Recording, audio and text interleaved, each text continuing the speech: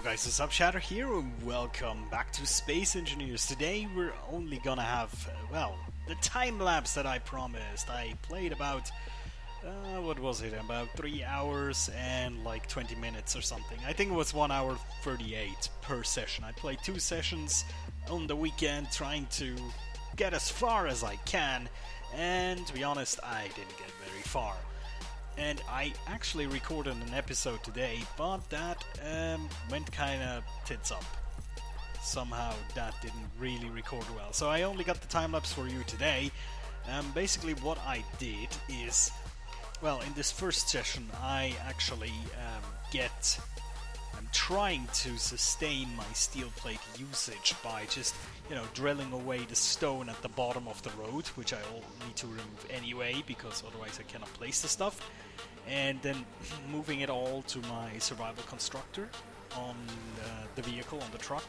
But that is horrendously inefficient, and also really annoying, because every time I climb on the truck I use a bit of hydrogen, because somehow it kicks me into the jetpack mode every time, which is really annoying. So that is not very efficient. What I decide to do afterwards is basically go back to base and I use my hydrogen, my jetpack, to get back to base, and then get my small truck, the small rover, to pack steel plates in there and then move them back and forth, which also turns out to be kind of inefficient, because it not only does it take quite a long time to drive back between the base and the construction site.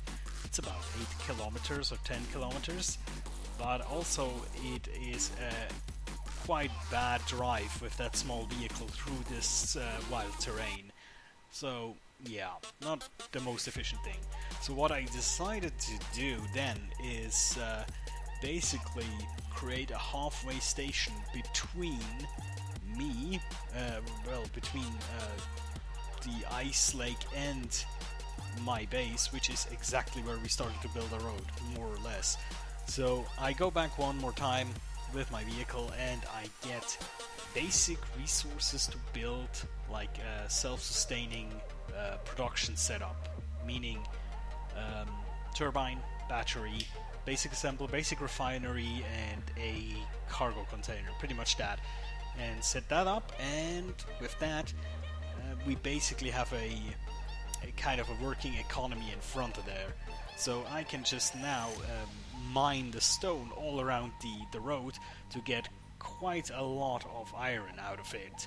Well, at least more efficiently than when I did with the survival constructor.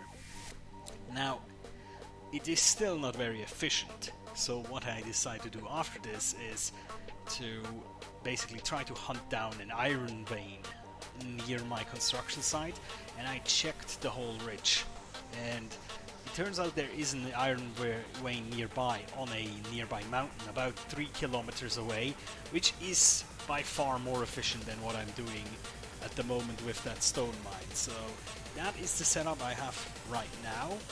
Next time you will see I basically built the road a little bit further. Now there's not only the ramp, there's also now like a platform at the end of the ramp on where the truck will try to take the corner, and then we'll basically realign the truck and then go further down. We'll see how well it goes.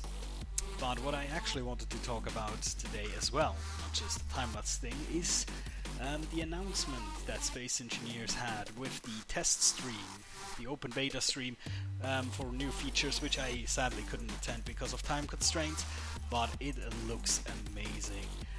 Basically what they announced is what could be summarized as economy features. Basically, let me just pull up the list real quick.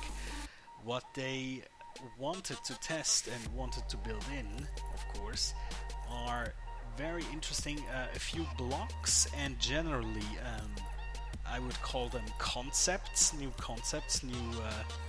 gameplay elements. So we'll have a list here. There we go. NPC trading stations, so AI controlled stores and contracts, which, yeah, that's amazing. I mean, there has always been a lack of NPC interaction in Space Engineers, so with that, at least there could be a little bit more, not only can you spawn pirates in space that just attack you, you could also spawn like trading stations and whatnot, which is kind of cool. Then contracts generated and player made, which I have no idea how these are gonna work really. Maybe you can program these like something like put 1 ton of iron into this inventory slot and I will give you 500 space credits.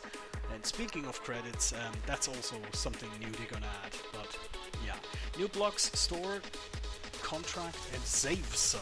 Now, what safe zone is, I'm not quite sure, but could be that a safe zone is like a block that defines an area in which nothing can be destroyed or killed, which would really enable like map makers to do these PvP kind of maps where you can respawn in a safe zone.